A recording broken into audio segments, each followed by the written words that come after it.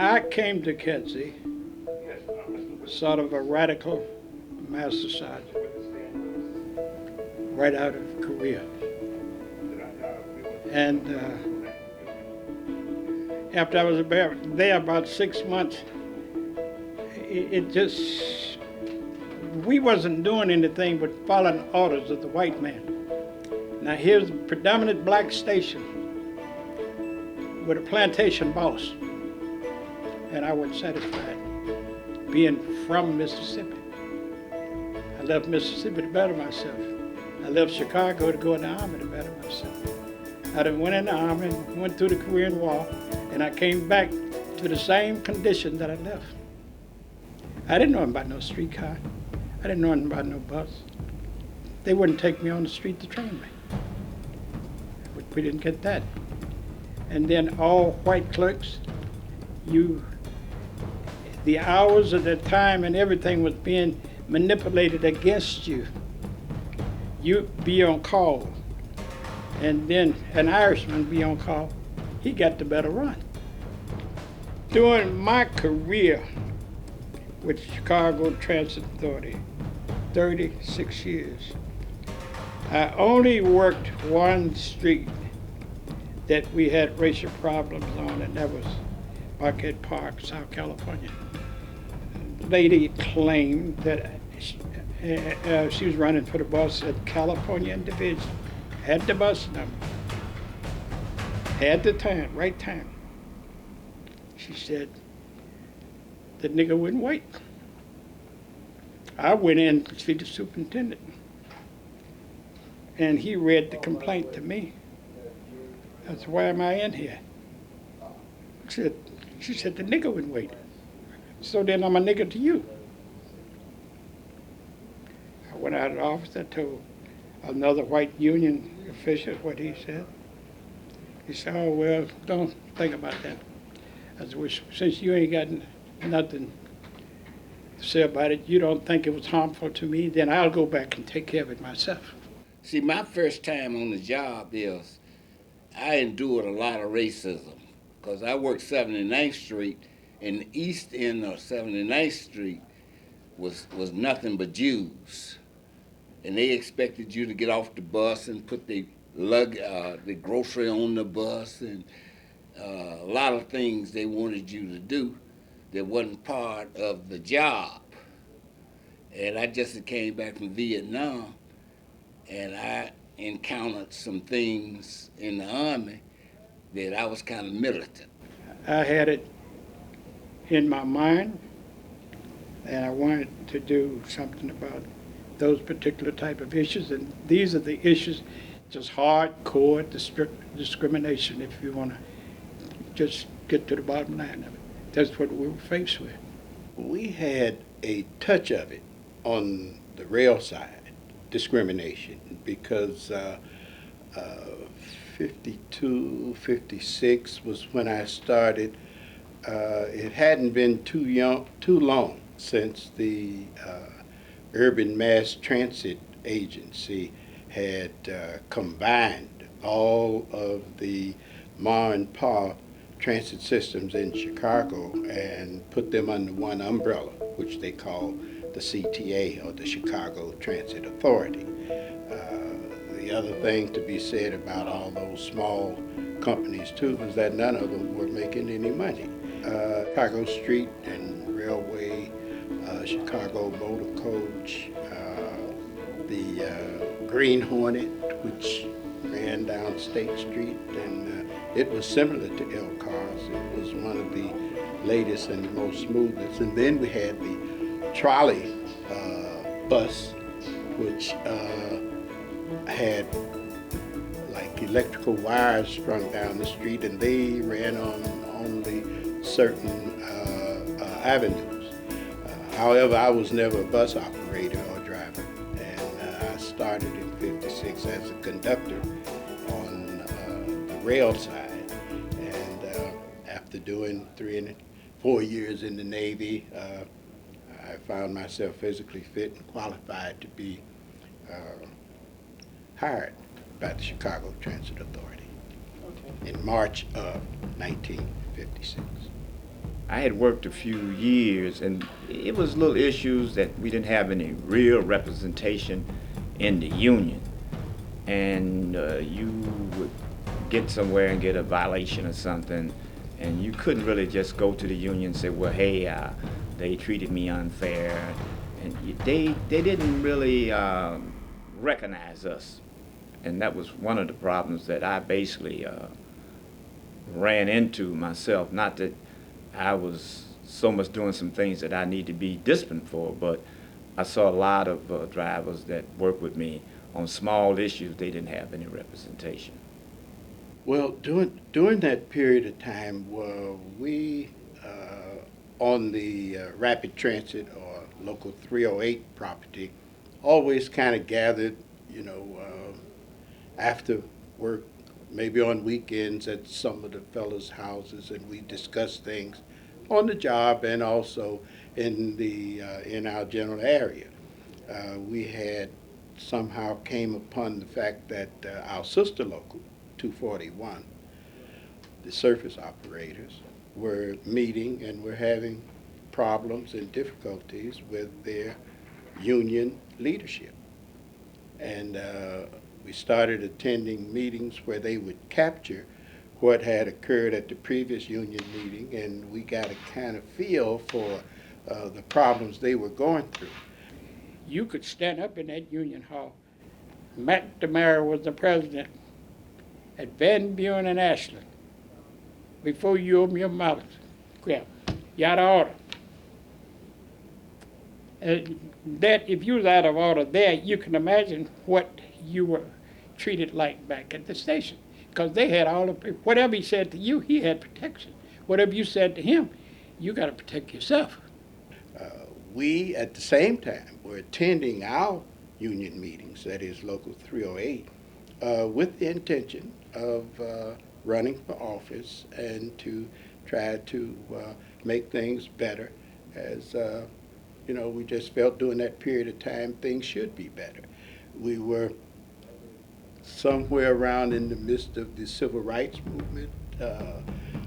We had seen, our civil rights leaders, talking about equality in all aspects of our society. And we just felt that in order to make the job better, we had to get involved also, especially with our sister local having difficulties. After sitting down and hearing their dialogue on what would occur at these union meetings, then we just got that much more involved and also that much more incensed at the leadership that was, we felt, mistreating them. After all, we all paid the same amount of union dues, and we come to work to do the job the best we were trained to do. But what really triggered it, made it move faster, they would pull up there and park in the front of the garage, and security wouldn't say nothing to them. One Sunday, and it was, they didn't know it was two brothers over there. One brother pulled up there and parked his car, and a sort of an altercation started. I remember coming in from my run that evening. This was probably November or December of 1967. And one of our drivers, James Ridley, had gotten fired. on the spot. He had a confrontation with the CTA police. At that time, CTA had his own police force. And most of the police officers on that police force were white. And there were frequent confrontations. And this was minor. We thought Wrigley had parked his car in front of the depot at Kesley to run into the depot to pick up something. We did it, often. Wasn't a big thing. But the police officers told him he couldn't park there, and they had an argument and a shoving match, and they arrested him, or had him arrested. And he broke this guy's leg, the security man. And then the other brother got involved in it, and so it was a big fight. That Monday they sent a different force over there. They didn't have no power, no arrest, but they come over there gonna arrest somebody in Kesley Station. And they got beat up again in there. And the supervisor on duty immediately fired James Wrigley. So as we were coming in to the depot, we found out that Wrigley had been fired, and we had a little huddle, we decided that if he didn't get rehired, we wouldn't work. We would be sick the next day. And so we did, and the word spread pretty rapidly, and our guys started calling in sick. And by morning of the next day, management decided wisely that they should hire him back, and they did. For us, it was an important moment because we had felt harassed by, CTA supervisors. They would ride our buses. They had what they called, I believe at the time, spotters, who would ride the bus and write you up, and you didn't know they were on the bus. And when you would come into the station, you would be confronted with these infractions, which we didn't think that we deserved those infractions. It might be he wasn't wearing a hat. And many of us, particularly young black drivers, we weren't wearing hats because we were wearing afros at the time. And hats didn't fit, so we didn't wear them. Or he had his radio on. And again, many of the black bus drivers they weren't boom boxes, but they were small, little battery ran radios that kind of helped the day go by. We had them concealed. But these spotters, who were mostly all white, write us up. And sometimes you get a day off for those minor infractions. And so we were having those kind of issues. And I think we reached the point where we just decided we weren't going to tolerate management violating James in that way without any due process, because we had no faith in the union by this time, because the union had not stepped in to protect us as black workers. We had no protection. Whatever you did, you was wrong. You understand? So then it just blossomed on into other job activities. But the main thing, it was not against CTA, it was against the union. When we actually went on strike, we actually withdrew our services and stayed out on the picket lines and trying and being pretty successful in getting quite a few other members to join us. So it became quite effective, stopping the L trains, and we were doing this in sympathy with our surface brothers, our local 241 co-workers. And we felt good about it because we felt terribly that their union leadership had been we had to say just racist at that point in time, that they could not get the floor at the union meetings. They were busing in other than whites, other than blacks at the union meetings. The seating arrangement had been described to us as on one side of the hall was black, while the other side was white. And when a black was tried, in most times in vain, to get the attention of the chair, then the meeting was quickly gavelled to adjournment. And these types of antics continued. And we also understand that that was retribution to some of the drivers for even attending the union meetings. So that only incensed us. And so the day that the strike was called, we local 308 members, for the most part, joined them in sympathy and stayed out with them until that strike was ended. At the time of the strike, I was off on vacation. I don't know if I was lucky enough to be for that, but due to the fact that when the wild card strike started, that means I had a week's pay up. But I was off on 1 week vacation at that time. And then when I returned to work on a Monday morning, after I got to the garage trying to get in, I was locked out. So I didn't realize what was going on until I turned around me and everybody started talking about, man, where you going? All dressed up in uniform and everything. We on strike. I said, oh, I didn't realize it because I was out of town on vacation. So I came back, happy to be back, returning to work, and got the news. The one little thing I can remember mostly, on that one day that I was on the line, we had bus come down Kizzy, which is right in front of our Kizzy garage door. And on this bus was this gentleman driving the bus, and I went over and talked to him right in front of that. I stopped there and asked him, man, what you doing out here? We on a wildcat strike. Don't you realize that? And he was out of station Forest Glen. So he said, man, no, I didn't realize it, but all I know is the supervisor came over and asked me to make a trip on Kizzy. And here I am right here by y'all door and driving the bus and y'all on strike. Wasn't even aware of it. I said, well, I heard a few other stations said the same thing, they were not aware. Myself and a guy named Henry Smith and Brad, we was on Western Avenue, and we was out there trying to get the buses off the street. And we was following this bus, this guy named Pulick. And Pulick was running the red lights. And we couldn't run the red light because we was in the car.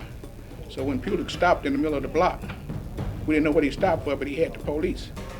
So when the police jumped out and we had to go spread eagle on the car and all that stuff, and they called for a district manager named Tracy.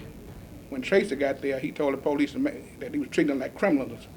Let us stand to the side because we just had a work problem. So we thought we were safe, but then they took us to jail. So I was, myself, Henry Smith, and Brad, we were the first guys went to jail in 68. 63rd in St. Louis they took us to. Then they brought this driver in there to try to identify us. So the driver did not identify us, so they had to release us.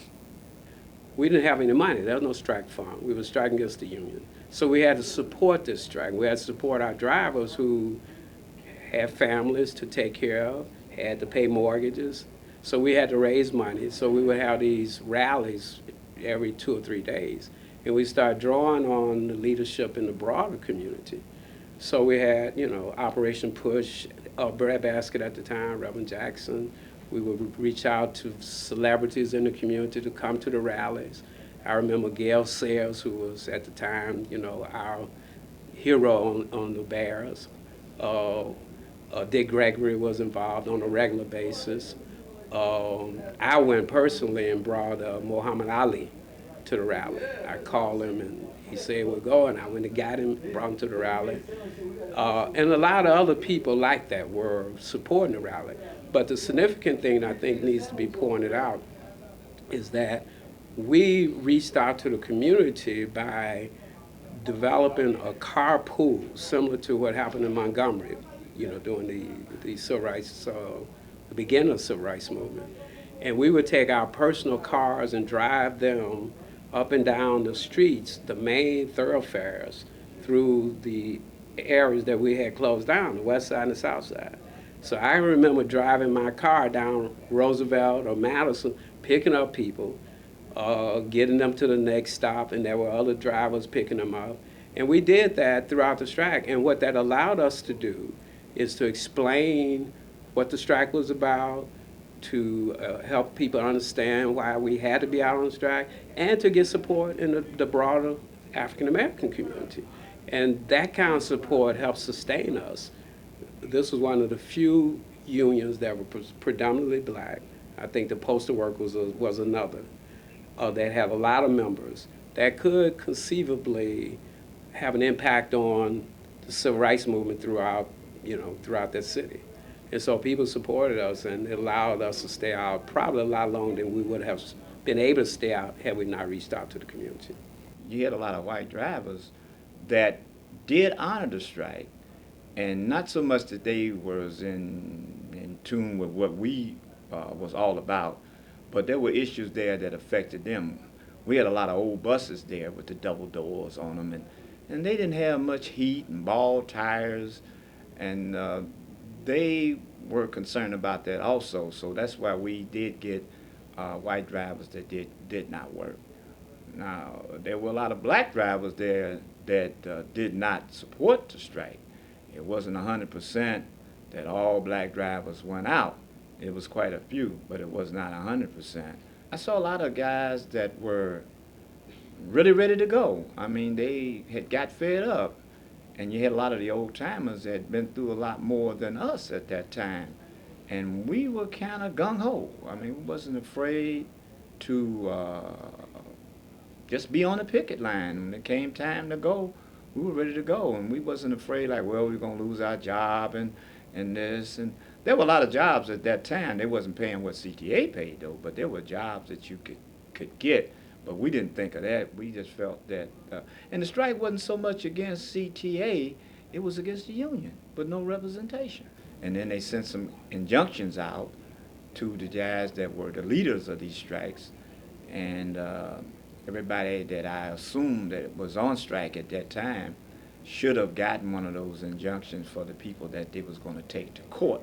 Because I did get one, and I gave it to the people here at Local 241 to put in the history room so they could see the brothers that were on strike that really stood for getting things done. Warren Boulevard, he let us use his church, and there was a church at Central Park and Congress, they let us use their church, and there was a tavern at Jackson and Holman. They let us use their facilities to meet, but to hear it, it's so much different in here, and even what I got to say and to see the action of the people that was involved. It wasn't no plaything.